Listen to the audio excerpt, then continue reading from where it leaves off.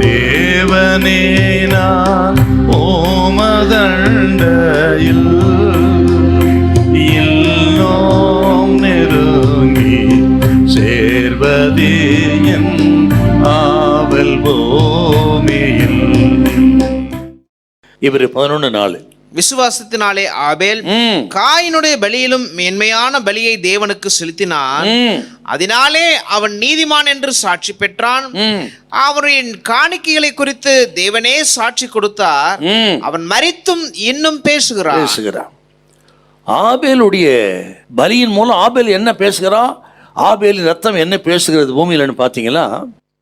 மனிதர்கள் தங்கள் பாவங்களுக்காக இரத்தம் சிந்தப்படுவதும் இரத்தத்தினால் பாவ நிவர்த்தி உண்டாவது நான் விசுவாசிக்கிறேன். இந்த விசுவாசத்துக்காகத்தான் ஆபேல் மரித்தான். தன்னுடைய சொந்த பக்தி விருத்தி நிமித்தம், பலியின் நிமித்தம், விசுவாசத்தின் நிமித்தம் ஆபேல் மரித்தான்.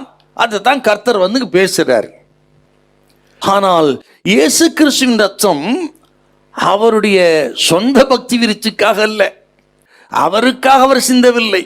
அவர் பாவம் அறியாதவர், பாவம் இல்லாதவர், பாவம் செய்யாதவர், பரிசுத்தர், மாசற்றவர், குற்றமற்றவர். அப்படியானால் அவர் ரத்தம் சிந்தினது தன் சொந்த விசுவாசத்துக்காக அல்ல, தன் பக்திக்காக அல்லங்க, அல்லது அவருக்காக அல்ல, அடுத்தவருக்காக ரத்தம் சிந்தினார் இயேசு. இன்னும் சொல்ல போனால் முழு உலகத்தின் ரட்சிப்புக்காக, பாவிகளின் ரட்சிப்புக்காக, அக்கிரமக்காரர்களை மீட்டெடுத்து கொண்டு வரும்படி அடுத்தவருக்காக ரத்தம் சிந்தினார் இயேசு என்று சொன்னால், ஆபேலின் ரத்தம் பேசுவதை பார்க்கலாம் மேலான ரத்தம் இயேசு கிறிஸ்துவின் ரத்தம். ஆபேலின் ரத்தம் சிந்தப்படுவது ஒரு சந்தர்ப்ப சூழ்நிலை. காயின் எழும்பி அவனை கொலை செய்து ஒரு சந்தர்ப்ப சூழ்நிலை நிமித்தம் ஆபேல் மரித்தான், ரத்தம் சிந்தினான். இயேசு கிறிஸ்து அப்படி இல்லை, சந்தர்ப்ப சூழ்நிலை அல்ல.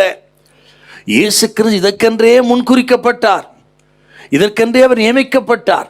பிதாவினால் நியமிக்கப்பட்டு முன்குறிக்கப்பட்டு அதன் அடிப்படையிலே தான் முழு உலகத்துக்காக தன் ஜீவனையே கொடுத்தார் இயேசு. அவரே சொல்றாருங்க அதை என்றால் இயேசு கிறிஸ்து ரத்தத்தின் அளவு எத்தனை மேலானதுங்க, அதை பார்க்கணுங்க.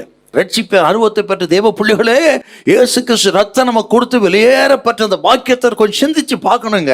சிந்தித்து பார்த்து அந்த ரத்தத்துக்கு வரணும், அந்த ரத்தத்தின் இடத்துக்கு வரணும், அந்த சிலுவைக்கு வரணும். இன்றைக்கும் பரிசுத்தம் அடையணும். உங்களுக்காக சிந்தப்பட்ட, நமக்காக சிந்தப்பட்ட, விலையேறப்பட்ட இயேசு கிறிஸ்துவின் ரத்தத்தின் வல்லமை இன்றைக்கு நம்ம சரித்திரம் உணரணுங்க. பாவ நிலையில் இருக்கிற யாரா இருந்தாலும் சரி, எப்பேற்பட்ட பாவத்தை செய்திருந்தாலும் சரி, யாரா இருக்கட்டும், இருக்கிற இடத்துலயே நான் ஒரு பாவியா இருக்கிறேன், இவ்வளோ பெரிய பாவத்தை செய்து எனக்கும் மீட்புண்டா என்று சொல்லி ஏங்கி கொண்டிருப்பாயானால் உன்னோடு தான் கர்த்தர் பேசுறார். இப்பொழுது அநேகரை மீட்கும் பொருளாய் தம்மை தாமே ஒப்பு கொடுத்த இயேசு கிறிஸ்து ரத்தம் உங்களோடு பேசுகிறது. சிலுவைக்கு வாருங்க, ஆண்டவரத்துல மன்னிப்பை கேளுங்கள். இப்பொழுதே உங்களை பரிசுத்தப்படுத்தி தூக்கி எடுக்க இயேசுநாதர் வல்லவர். பாவ விமோசனத்துக்கு ஒரே வழி உலகத்துல இயேசுவே. ஹல்லேலூயா, ஹல்லேலூயா.